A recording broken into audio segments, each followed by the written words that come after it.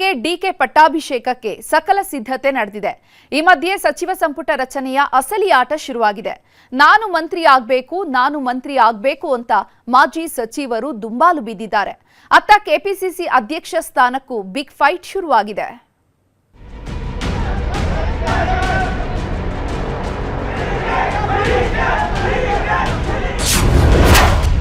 DK ಸಂಪುಟ ರಚನೆಗೆ circus, Siddu ಡಿಕೆಗೆ ಹೈಕಮಾಂಡ್ ಬುಲಾವ್, ಪಟ್ಟಿಯೊಂದಿಗೆ ದಿಲ್ಲಿಗೆ ನಾಳೆಯೇ ಫೈನಲ್. ಕರ್ನಾಟಕದ ನೂತನ ಸಿಎಂ ಡಿಕೆ ಶಿವಕುಮಾರ್ ಪಟ್ಟಾಭಿಷೇಕಕ್ಕೆ ಕೌಂಟ್ ಡೌನ್ ಶುರುವಾಗಿದೆ. ಬುಧವಾರ ಸಂಜೆ 4 ಗಂಟೆಗೆ ಪ್ರಮಾಣ ವಚನಕ್ಕೆ ಸಮಯ ನಿಗದಿಯಾಗಿದೆ. ಇದರ ಮಧ್ಯೆಯೇ ಡಿಕೆಶಿ ಸಂಪುಟ ರಚನೆಯ ಕೆಲಸಗಳು ಈಗಾಗಲೇ ಶುರುವಾಗಿದೆ. ನಾಳೆ ಮೊದಲ ಹಂತದ ನೂತನ ಸಚಿವರ ಪಟ್ಟಿ ಫೈನಲ್ ಆಗಲಿದೆ. ಸಿದ್ದರಾಮಯ್ಯ ಹಾಗೂ ಡಿಕೆ ಶಿವಕುಮಾರ್ಗೆ ಹೈಕಮಾಂಡ್ ಬುಲಾವ್ ನೀಡಿದ್ದು ನಾಳೆ ದೆಹಲಿಯತ್ತ ಪ್ರಯಾಣ ಬೆಳೆಸಲಿದ್ದಾರೆ. ಸಿದ್ದು, ಡಿಕೆ ಹಾಗೂ ಹೈಕಮಾಂಡ್ ನಾಯಕರ ಸಮ್ಮುಖದಲ್ಲೇ ಲಿಸ್ಟ್ ಫೈನಲ್ ಆಗಲಿದೆ.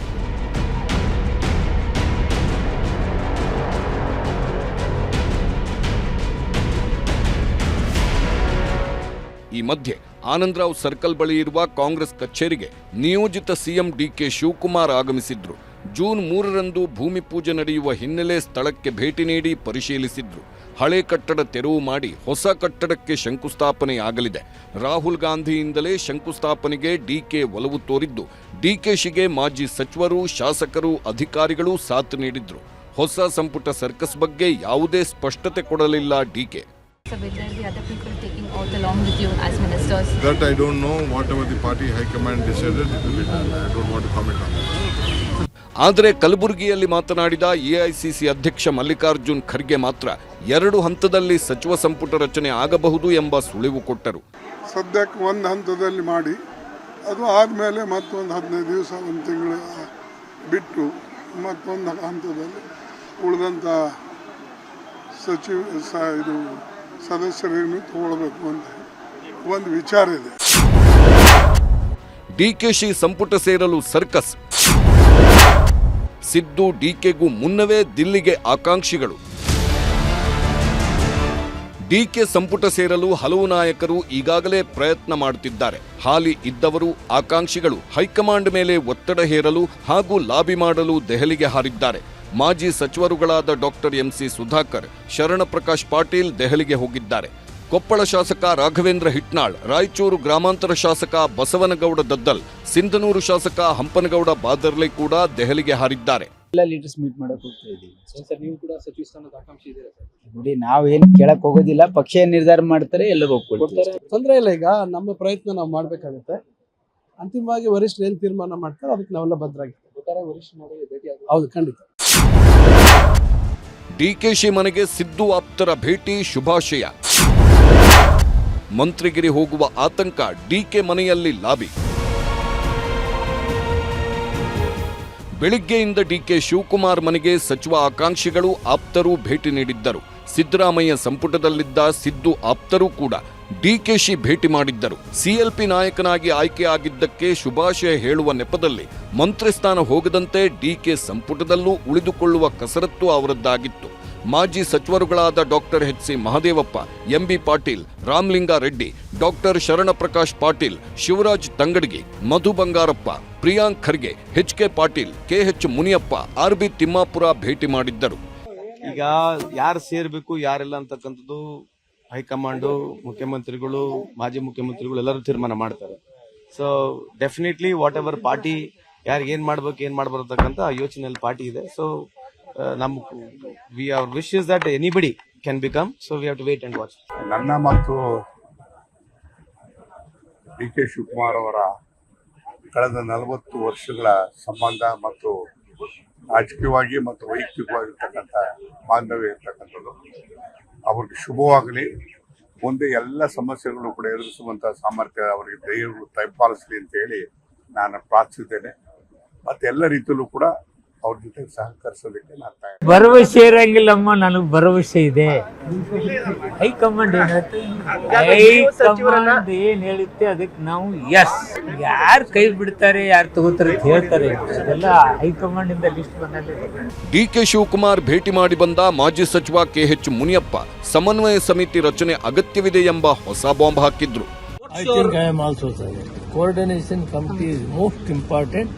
That is badly required in any political party. ಹೊಸದಾಗಿ ಆಯ್ಕೆಯಾಗಿರುವ ಶಾಸಕರು, ಮಂತ್ರಿಗಿರಿ ಆಕಾಂಕ್ಷಿತ ಶಾಸಕರು ಕೂಡ ಡಿಕೆ ಮನೆಗೆ ಬಂದು ಲಾಬಿ ಮಾಡಿದ್ರು. ಕೋಲಾರದ ಇಬ್ಬರು ಶಾಸಕರು ಕೋಲಾರ ಜಿಲ್ಲೆಗೆ ಪ್ರಾತಿನಿಧ್ಯ ಬೇಕೇ ಬೇಕು ಎಂದು ದುಂಬಾಲು ಬಿದ್ದರು. ಇಂಥ ಸಮಯದಲ್ಲಿ ಹೊಸೊಬ್ಬರಿಗೂ ಕೂಡ ಒಂದು ಅವಕಾಶ ಆಯಿತು ಅಂತಂದರೆ ಸಚಿವ ಸಂಪುಟದಲ್ಲಿ ಹೊಸ ಉರುಪು ಬಂದಂಗೆ ಆಗ್ತದೆ. ಜೊತೆಗೆ ಗವರ್ನೆನ್ಸ್ಗೂ ಕೂಡ ಸಾಕಷ್ಟು ಇದರಿಂದ ಅನುಕೂಲ ಆಗ್ತದೆ. ಕೋಲಾರ ಜಿಲ್ಲೆಯಲ್ಲಿ ಹೆಚ್ಚಿನ ಮಾತನಾಡಿರ್ತಕ್ಕಂಥ ಸಮುದಾಯಗಳಿಗೆ ಅವಕಾಶ ಮಾಡಿಕೊಡಬೇಕು. ಒಂದು ಪರಿಶಿಷ್ಟ ಜಾತಿಯ ಬಲಗೈ ಸಮುದಾಯ, ಎರಡನೇದು ಒಕ್ಕಲಿಗ ಸಮುದಾಯ. ಈ ಎರಡೂ ಸಮುದಾಯಗಳಿಗೆ ಈ ಬಾರಿ ಕೋಲಾರ ಅವಕಾಶ ಕೊಡಬೇಕು. ಡಿಕೆ ಸಂಪುಟ ಸೇರುತ್ತಾರ ಆಪ್ತ ಶಾಸಕರು? ಡಿಕೆ ಸಿಎಂ ಆಗಲಿ ಅಂತಿದ್ದವರು ಹೇಳಿದ್ದೇನು? ಡಿಕೆ ಶಿವಕುಮಾರ್ ಸಿಎಂ ಆಗಬೇಕೆಂದು ಪದೇ ಪದೇ ಹಕ್ಕೊತ್ತಾಯ ಮಾಡುತ್ತಿದ್ದ ಆಪ್ತರ ನಡೆ ಕೂಡ ಇದೀಗ ನಿಗೂಢ. ಹೊಸದಾಗಿ ಗೆದ್ದಿರುವ 40ಕ್ಕೂ ಹೆಚ್ಚು ಶಾಸಕರುಗಳಿದ್ದು 4-5 ಸ್ಥಾನ ಹೊಸಬರಿಗೆ ಕೊಡಬೇಕೆಂಬ ಬೇಡಿಕೆ ಹೆಚ್ಚಾಗಿದೆ. ಇತರೆ ಭಾಗದ ಶಾಸಕರ ಕೂಗು ಕೂಡ ಕೇಳುತ್ತಿದೆ. ನಾನು ಆಕಾಂಕ್ಷಿ ಅನ್ನೋದಕ್ಕಿಂತ ಹೆಚ್ಚಿನದಾಗಿ ನಾವು ಮೊದಲನೇ ಬಾರಿ ಸುಮಾರು 40 ಜನ ಶಾಸಕರು ಗೆದ್ದಿದ್ದೀವಿ. 40 ಜನ ಶಾಸಕರಲ್ಲಿ ಯಾರನ್ನಾರು ಈಗ, ಯಾಕೆಂದರೆ ಹೈಕಮಾಂಡ್ ಸಹ ಒಲವಿದೆ ಅಂತ ನಾನು ಕೇಳ್ಪಟ್ಟೆ. 5ರಿಂದ 8 ಜನನ ನೂತನ ಶಾಸಕರಿಗೆ ಒಂದು ಸೆಲೆಕ್ಟ್ ಮಾಡ್ಕೊಂಡ್ರೆ ಪಕ್ಷಕ್ಕೆ ಅನುಕೂಲ ಆಗ್ತದೆ. ಯಾಕೆಂದರೆ ಹಳೆಬೇರು ಹೊಸ ಚಿಗುರು ಅನ್ನೋ ನಿಟ್ಟಿನಲ್ಲಿ ಕೆಲಸ ಮಾಡೋಕ್ಕೆ ಅನುಕೂಲ ಆಗುತ್ತೆ ಅನ್ನೋದು ಹೈಕಮಾಂಡ್ ಏನು ತೀರ್ಮಾನ ಮಾಡಿದೆ. ಆ ನಿಟ್ಟಿನಲ್ಲಿ ಇವತ್ತು ಯಾರಿಗಾರು ಕೊಡಲಿ, ಮೊದಲನೇದಾಗಿ ಯಾರಿಗೇ ಕೊಟ್ಟರು ಸಹ ಹೊಸದಾಗಿ ಆಯ್ಕೆಯಾಗಿರೋಂಥ ಶಾಸಕರಿಗೆ ಒಂದು 4-5 ಸ್ಥಾನ ಅವಕಾಶ ಮಾಡಿಕೊಡ್ಲಿ ಅಂತ ಒಂದು ಕಡೆ ಹೇಳ್ತೀನಿ. 140 ಜನದಲ್ಲಿ 100ಕ್ಕಿಂತ ಹೆಚ್ಚು ಜನ 5, 6, 8, 9 100ಕ್ಕಿಂತ ಹೆಚ್ಚಿನವರೇ ಇದ್ದಾರೆ 3 ಬಾರಿಗೆ. ಸೊ ಬೇರೆ ಪಕ್ಷದಿಂದ ಬಂದು ಸೇರ್ಕೊಂಡವರು ಇದ್ದಾರೆ ಮಳೆ ಮೈಸೂರು ಭಾಗದಲ್ಲಿ. ಅವ್ರಿಗೂ ಎಲ್ಲ ಏನಾದರೂ ಮಾಡ್ತೀವಿ ಅಂತ ಆಶ್ವಾಸನೆ ಹಿಂಗೆ ಕೊಟ್ಟಿರ್ತಾರೆ. ಇಂಥ ಸಂದರ್ಭದಲ್ಲಿ ನಮ್ ಕೊಡಿ ಅಂತ ನಾವು ಕೇಳೋದು, ವರಿಷ್ಠರು ಏನ್ ತೀರ್ಮಾನ ಮಾಡ್ತಾರೆ ಅದೇ ಫೈನಲ್. ಬಟ್ ನಾವ್ಯಾರನ್ನು ಕೇಳೋದಾಗ್ಲಿ ಲಾಬಿ ಮಾಡೋದಾಗ್ಲಿ ನಾನು ಮಾಡ್ತೀನಿ. ಕೆಪಿಸಿಸಿ ಅಧ್ಯಕ್ಷ ಸ್ಥಾನ ಯಾರಿಗೆ? ದಿಲ್ಲಿಗೆ ಸತೀಶ್, ಯಾರಿಗೆ ಅವಕಾಶ? ಡಿಕೆ ಶಿವಕುಮಾರ್ ಸಿಎಂ ಆಗುತ್ತಲೇ ತೆರವಾಗುವ ಕೆಪಿಸಿಸಿ ಅಧ್ಯಕ್ಷ ಸ್ಥಾನಕ್ಕೆ ಪ್ರಬಲ ಪೈಪೋಟಿ ಎದುರಾಗಿದೆ. ಕೆಪಿಸಿಸಿ ಅಧ್ಯಕ್ಷ ಹುದ್ದೆ ಪಡೆಯಲು ಸತೀಶ್ ಜಾರಕಿಹೊಳಿ ಕಸರತ್ತು ಮಾಡುತ್ತಿದ್ದು ನಾಳೆ ದೆಹಲಿಗೆ ಹೋಗ್ತಿದ್ದಾರೆ. ಹೈಕಮಾಂಡ್ ನಾಯಕರನ್ನ ಭೇಟಿ ಮಾಡಲಿರೋ ಜಾರಕಿಹೊಳಿ ಕೊನೆಯ ಹಂತದ ಪ್ರಯತ್ನ ಮಾಡಲಿದ್ದಾರೆ. ಆದರೆ ಇಂಥ ಸಂದರ್ಭದಲ್ಲಿ ಸಿದ್ದರಾಮಯ್ಯನವರು ಸತೀಶ್ ಪರ ನಿಲ್ಲಲಿಲ್ಲ ಎಂಬ ವಾದಗಳೂ ಕೇಳಿಬಂದವು. ಅದೆಲ್ಲವೂ ಆಧಾರರಹಿತ ಆರೋಪ ಅಂದ್ರು ಸತೀಶ್. ಮಾಡ್ತಾರೆ, ಏನು ಮಾಡ್ತಾರೆ ಕೇಳ 2 ದಿವಸ ಮಾಡೋರು ಏನು ಮಾಡೋರು, ಏನು ಬೇಸ್ಲೆಸ್ ಅದು, ಏನು ಅದರಿದೆ, ಏನು ಸೈನ್ ಮಾಡಿದೆ, ಲೆಟ್ರ್ ಇದೆ ಯಾರ್ದ?